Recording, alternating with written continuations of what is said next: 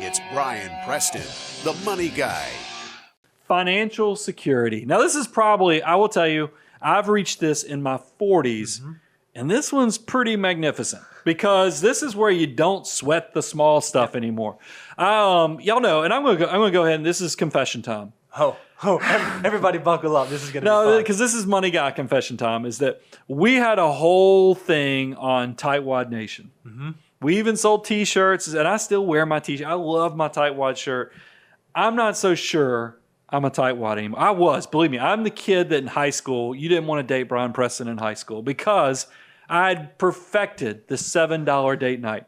I mean, we would go to Farmore and get our 25-cent Cokes. We get our $1 candy, and then we go to the dollar movie. Look at it. And we would go to, I'd take you out to eat too. You'd get fed. We go to Taco Bell, and you could get 3 tacos for like $1.25 at the time. They had like so it really was a $7 date. So, and if you ask my friends, because I didn't come from money, I didn't know how the financial markets work. But if you ask any of my high school friends, was Brian good with money? They'd be like, have you not seen his wallet and all the coupons he rides around with? So, I mean, I've always been that guy that was decent with money, but I always was struggling. I felt like I was behind. And maybe it's because I didn't come from money. I was trying to build up so much when I was, going through those first two stages of building wealth. That stage 3 is a magnificent time because this is when it just feels easier. Yeah. And I'm telling you, because I know there's a lot of 20 and 30-year-olds that are watching this. That's our biggest demographic. By the way, people under 35 is our biggest demographic. And you're probably watching this, you're listening to this, and you're going, man, that's me. I'm telling you, do it, guys, and you get to pull off the accelerator if you choose. You don't have to, but you might decide that, hey, I've got a pretty good army of dollar bills in your 40s. And this is the part where when you go out to eat, and the average American goes out to eat I couldn't believe this stat when I saw actually thought this was really high. 4 to 5 times a week, and they spend on average $232 a month eating out. Yeah, yep. 36% of Americans eat fast food daily. Wow. I resemble that on recording days because I reward myself. Yeah. What's funny is I made fun of the $7 date. Do you know where I go after every show pretty much? Taco Bell. Taco Bell. So the old habits die hard. But it's but I tell you, one of the things I see when I see stats of people eating out 4 and 5 times a week, or Americans eat out 36 times a day, 36% or daily. Yeah. Is Daniel, who does a lot of these great graphics that we're putting up here. He shared that his family never got to go out to eat. That's right. So even though it was just fast food, even going out to eat with fast food, because it happens so rarely, was a special occasion for them. I feel like people, maybe it's an American trait, but I think it's probably a human nature trait, is that when we do good things too often, we don't appreciate it enough. So let's talk about traps to avoid. Well, and there's something I want to say here, because we had talked about this in show prep, and it just hit me again. And I was thinking about guacamole because I'm hungry, but I'm gonna switch and I'm gonna talk about coffee because, well, I'm still hungry. Okay. That's really what I'm gonna say. But it was really interesting. In the financial stability part of the show, we were talking to, in show prep, we're saying, hey, you know what? You might not ought to go buy Starbucks. You might not want to go out and get gourmet coffees. You might need a budget. Well, that's a lot of the financial advice given out there. There's 2 things. There are people that are saying, go be a tightwad, don't eat out, don't get coffees. But then there's a whole other group over here that's saying, that's not actually what's keeping you from financial independence. You're making those small little decisions aren't the reasons you're failing. So there's a lot of noise out there. That's right. And so when I think about like level 1, that stability level, that's probably maybe don't go get a Starbucks every day. Level 2 strategy, maybe that's where I can go get a Starbucks a week. If you're paying yourself first and it's left over. That's exactly right.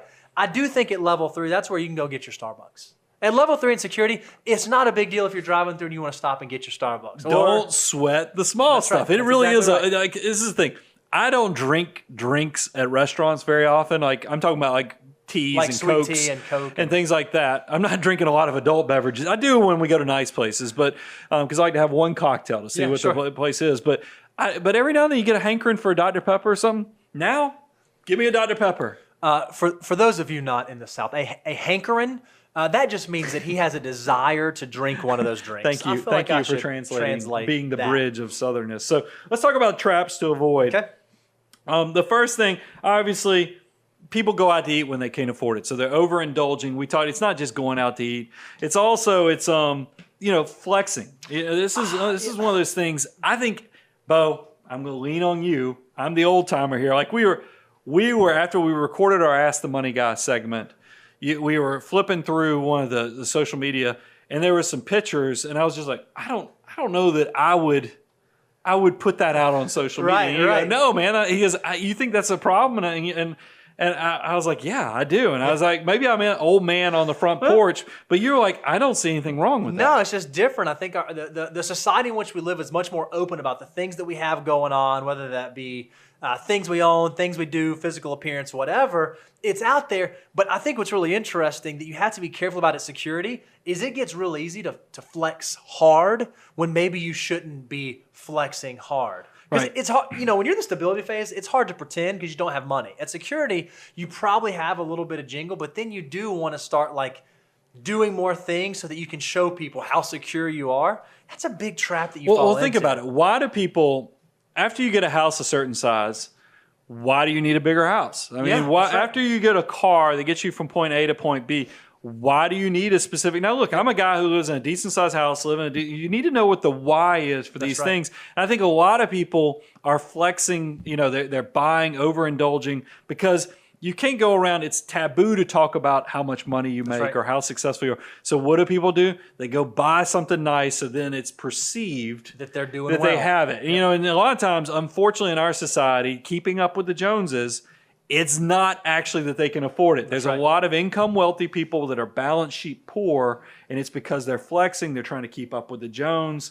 This is where, and we've already kind of talked about this a little bit, Bo, is that people will, instead of making the $100, they'll start making $1,000 mistakes. That's why it's so significant. You mentioned the subscriptions. That was a great example earlier on.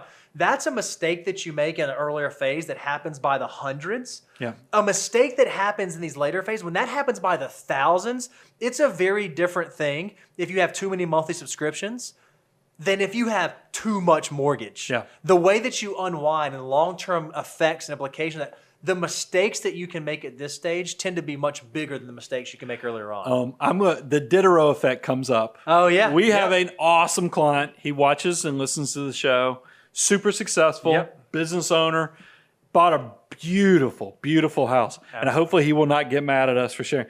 He's like, and I know how much we helped him with sending money for decorating this beautiful house. Yeah. He's like, I still have empty rooms. Yep. He goes, I don't know this is ridiculous that we still have empty rooms in this big, beautiful house.